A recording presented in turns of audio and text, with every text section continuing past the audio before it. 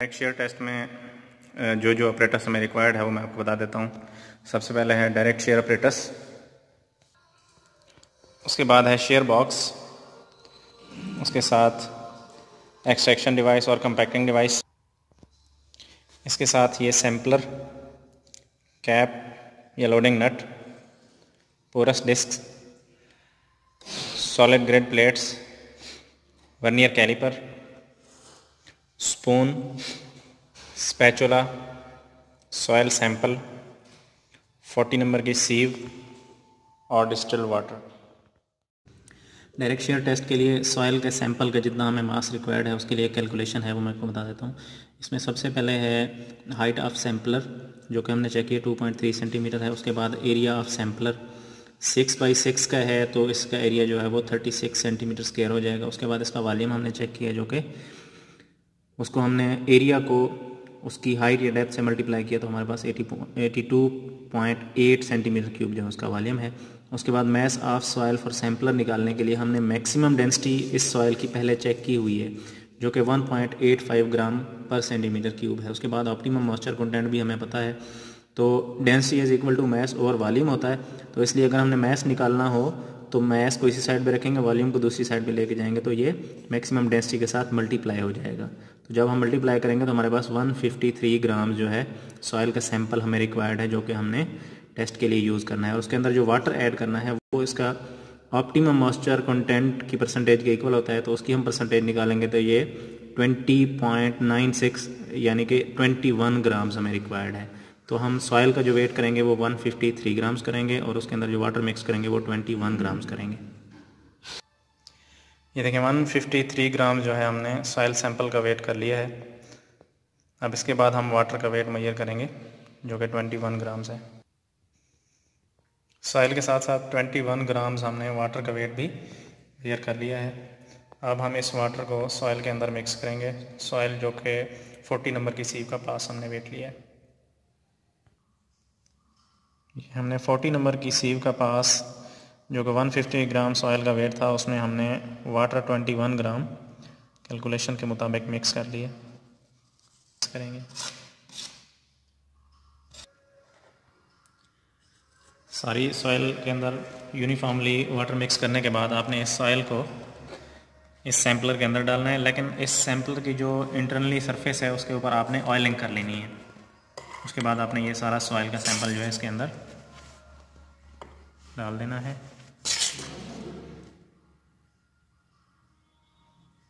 और साथ साथ इसको आपने इस कंपैक्टिंग डिवाइस के साथ कॉम्पैक्ट भी करते जाना है।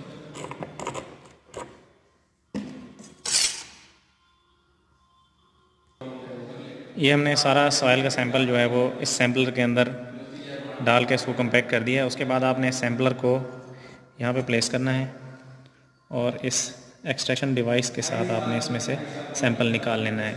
लेकिन उससे पहले आपने इसमें जो प्लेट्स की अरेंजमेंट्स है उसमें आपने सबसे पहले ये बेस प्लेट रखनी है। उसके बाद आपने ये पोरस डिस्क इसके अंदर रखनी है।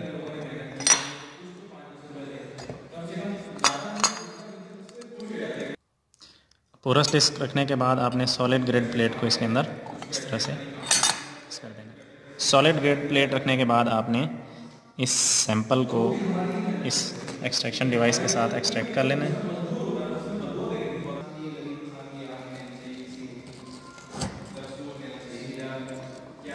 ये हमने एक्सट्रैक्शन डिवाइस की मदद से सैंपल जो है वो शेयर बॉक्स के अंदर निकाल लिए।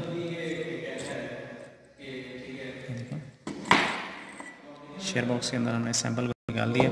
उसके बाद आपने उसी तरह से जो सॉलिड ग्रेड प्लेट है इसके ऊपर इस तरह से प्लेस कर देनी है और उसके ऊपर आपने ये पोरस प्लेट रखनी है। पोरस प्लेट के ऊपर आपने ये कैप लगा देनी है।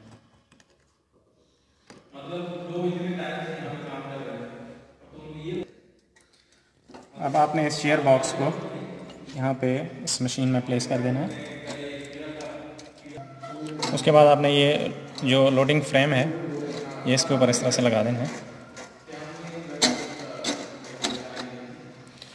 और लोडिंग फ्रेम के जो नट्स हैं ये नट्स आपने यहाँ पे इस तरह से टाइट कर देने। इनको मुकम्मल तौर पे टाइट नहीं करना, इनको आहिस्तगी से बिल्कुल टाइट करना है। सैंपल को प्लेस करने के बाद कुछ इसमें जो इसके पार्ट्स हैं वो मैं आपको बता देता हूँ। ये इसका लोडिंग फ्रेम है, ये इसके 2 कंपार्टमेंट्स हैं, ये इसका अपर कंपार्टमेंट है और उसके बाद ये जो है ये इसका लोअर कंपार्टमेंट है। ये जो लोअर कंपार्टमेंट है ये मूव करता है, जो ये इसका अपर कंपार्टमेंट है ये यहाँ पे कांस्टेंट रहता है। तो इसके अंदर जो हॉरिजेंटल डिफॉर्मेशन होगी वो इस ट्रांसड्यूसर के ज़रिए सेंस होती है और उसके बाद उसकी जो वर्टिकल डिफॉर्मेशन है वो इस LVDT के ज़रिए सेंस होती है। और उसके बाद अगर आप इसके नीचे देखें तो यहाँ पे लोड अप्लाई होता है। यहाँ पे जितना हम लोड अप्लाई करेंगे वो 10 टाइम्स ज़्यादा होगा। ये वाले वेट्स हैं डिफरेंट, ये हम यहाँ पे अप्लाई करेंगे। लेकिन उससे पहले जब आपने लोड अप्लाई करना है, लोड अप्लाई करने से पहले आपने ये जो बबल है यहाँ पे, इसको आपने लेवल कर लेना है।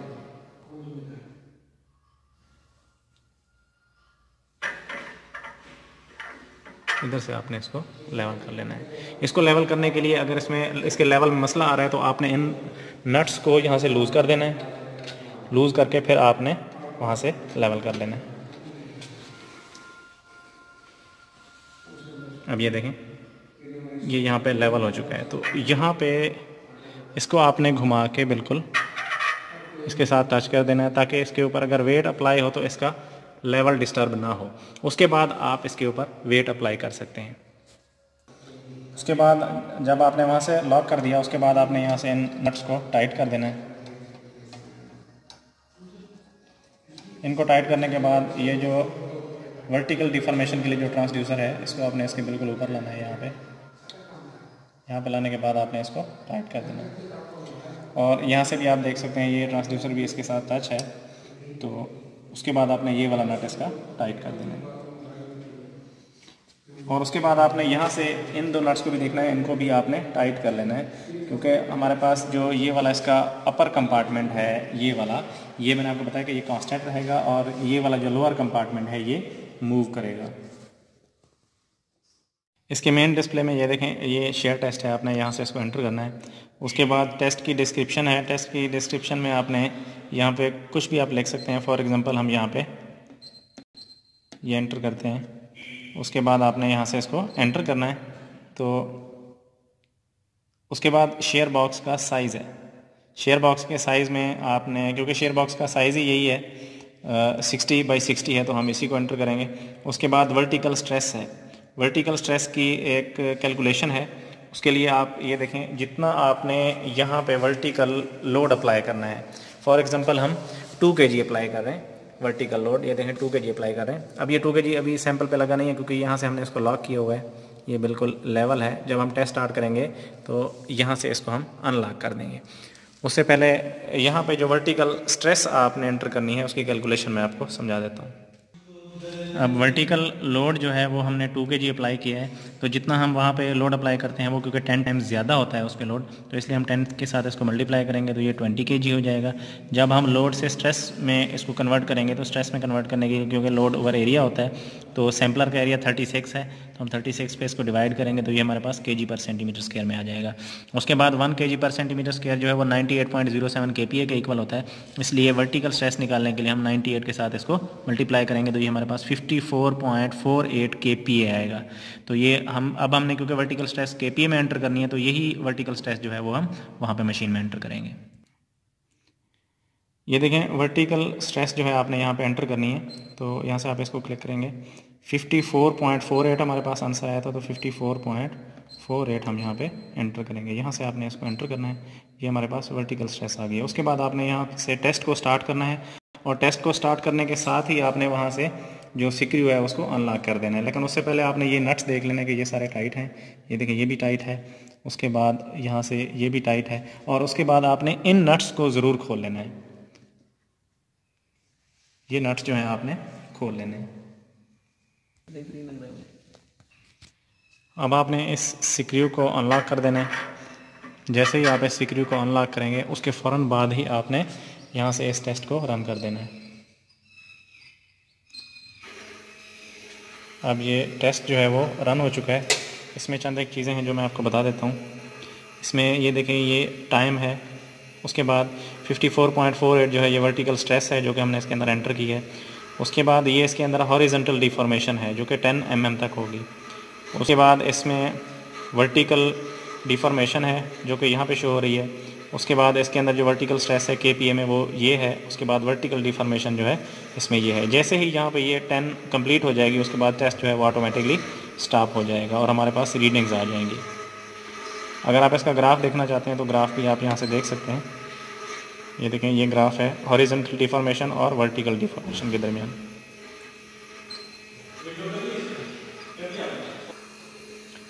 अब हम इसमें हॉरिजॉन्टल डिफॉर्मेशन को जो है वो 10 mm तक कंटिन्यू रखेंगे। उसके बाद जैसे ये कंप्लीट हो जाएगा तो हमारे पास फाइनल इसका रिज़ल्ट आ जाएगा।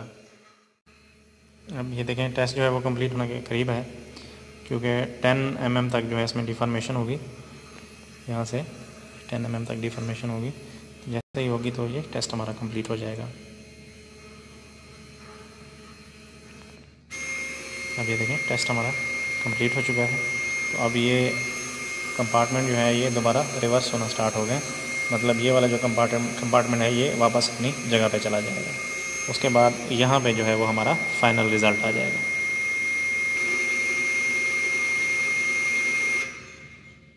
ये देखें ये हमारा फाइनल रिज़ल्ट आ चुका है जिसमें हमारे पास शेयर स्ट्रेस जो है वो पीक वो हमारे पास 46.592 है। उसके बाद वर्टिकल इसके अंदर डिफॉर्मेशन जो डिफ्लेक्शन है वो हमारे पास 0.283 है। इसी तरह से हॉरिजॉन्टल डिफ्लेक्शन भी आ गई है। और उसके बाद शेयर स्ट्रेस जो कि हमने हमारे पास रेजिडुअल है वो भी आ चुकी है। इसी तरह वर्टिकल डिफॉर्मेशन भी आ चुकी है इसके। नेक्स्ट जो मज़ीद भी इसके रिज़ल्ट ये देखें। उसके बाद हॉरिजॉन्टल डिफॉर्मेशन जो रेजिडुअल है वो भी आ चुकी है। तो इस टेस्ट को आपने 3 दफ़ा करना है। एक दफ़ा हमने ये कर लिया है, इसके बाद 2 दफ़ा मज़ीद आपने करना है। उसके लिए आपने इस वेट को जो है वो डबल करते जाना है और कैलकुलेशन के मुताबिक यहाँ पे आपने इसकी वर्टिकल स्ट्रेस एंटर करते जानी है। तो 3 दफ़ा इसको रिपीट करने के बाद आपने इसका ग्राफ ड्रा कर लेना है, उसकी कैलकुलेशन। अब डायरेक्ट शेयर टेस्ट में हमारे पास वर्टिकल और हॉरिजॉन्टल स्ट्रेसेस आ चुकी हैं। ये हमने परफॉर्म की है जिसमें हमारे पास पहली वर्टिकल स्ट्रेस जो कि आपने देखा था 54.48 हमने पुट की थी उसमें कैलकुलेशन के मुताबिक, और उसके अगेंस्ट जो हमारे पास हॉरिजॉन्टल शेयर स्ट्रेस आई थी वो हमारे पास 46.59 आई थी।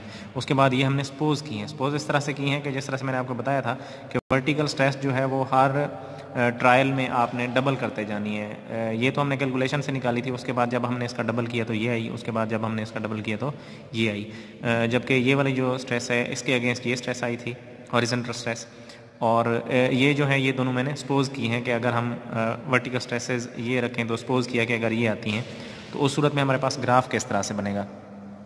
अब इसमें एक देखें हॉरिजॉन्टल स्ट्रेस, ये शेयर स्ट्रेस जिसको हम टाउ से शो करते हैं वो हमने वाई एक्सेस में रखी हैं और एक्स एक्सेस में हमने नॉर्मल स्ट्रेस यानी कि वर्टिकल स्ट्रेस को रखा है जिसको हम सिग्मा से शो कर रहे हैं। अब क्योंकि हमने कोहेजन की वैल्यू फाइंड करनी होती है सी की, और दूसरे नंबर पे angle of internal friction find करना होता है फाई जिसको कहते हैं, तो उसके लिए हम यहाँ पे इसका ग्राफ ड्रा करेंगे। ग्राफ ड्रा करने के लिए हमारे पास पहला पॉइंट देखें आप 54.48 जो है वर्टिकल स्ट्रेस है और हॉरिजॉन्टल जो है 46 है। तो आप यहाँ पे देख सकते हैं कि ये हमारे पास 46 हॉरिजॉन्टल स्ट्रेस के लिए 46 यहाँ पे बनेगा, तो ये हमने यहाँ पे लाइन लगाई। उसके बाद 54 जो है फॉर एग्जांपल अगर हमारे पास यहाँ पे बनता है तो ये हमारा पहला पॉइंट आएगा। इसी तरह से दूसरे पॉइंट में आप देखें 108 जो है वो वर्टिकल स्ट्रेस है, तो वर्टिकल स्ट्रेस 108 ये आप देख सकते हैं। वर्टिकल स्ट्रेस या नॉर्मल स्ट्रेस हमारे पास 108 ये है, और उसके अगेंस्ट हमारे पास जो हॉरिजॉन्टल स्ट्रेस आई है वो ये है 69.42। फॉर एग्जांपल 69 हमारा यहाँ बनता है तो हमारा दूसरा पॉइंट ये हो जाएगा। इसी तरह से हमने तीसरा पॉइंट भी ये ड्रा कर लिया है जिसके लिए 217 जो है ये नॉर्मल स्ट्रेस या वर्टिकल स्ट्रेस है, और हॉरिजॉन्टल जो है ये हमारे पास 113.14 है। तो उसके अगेंस्ट हमने यहाँ पे ये ग्राफ बना दिया। अब आपने C की वैल्यू फाइंड करनी हो तो इन तीनों पॉइंट्स को मिलाने वाली जो लाइन है आपने उसी को सीधा इधर ले जाना है, और यहाँ पे जहाँ पे वो लाइन हमारे पास y एक्सेस में जहाँ पे मिलेगी तो वो जो हमारा डिस्टेंस होगा टोटल ओरिजिन से लेके यहाँ तक का वो हमारे पास C की वैल्यू होगी। तो ये आप देख सकते हैं कि C की वैल्यू तकरीबन 25 आ रही है। तो C जो है कोहेजन जिसको हम कहते हैं ये हमारे पास 25 kPa आ गया है। उसके बाद नेक्स्ट आप देखें कि हमने angle of internal friction phi की वैल्यू अगर निकालनी हो तो उसका फार्मूला हमारे पास tan inverse into y1 minus y2 x1 minus x2 होता है। तो अब आप यहाँ पे इसकी ट्रायंगल ड्रा कर लें। ये देखिए ट्रायंगल है इसकी। तो ट्रायंगल में हमारे पास y1 जो है ये बनेगा 113, ये आप देख सकते हैं y एक्सेस पे, और y2 जो है वो ये बनेगा, y2 भी उसी एक्सेस पे हमारे पास ये बनेगा कितना 46.59, ये आपके सामने। और उसके बाद इसी तरह से अगर x एक्सेस पे आप देखें तो x1 जो है वो यहाँ पे बनेगा, x1 हम इसको कंसीडर करते हैं, ये 217.92 आ रहा है x एक्सेस पे, ये देख सकते हैं आप। और उसके बाद x2 जो है वो हमारे पास 54.48 ये बन रहा है। तो इन वैल्यूज़ को हम यहाँ पे पुट करेंगे। उसके बाद इसको जब हम इसका टेन इनवर्स लेंगे तो ये हमारे पास 22.15 जो है ये टेन इनवर्स से निकला है। तो ये हमारे पास फाई की वैल्यू होगी, यानी कि हमारे पास एंगल ऑफ इंटरनल फ्रिक्शन जो है ये आ चुका है।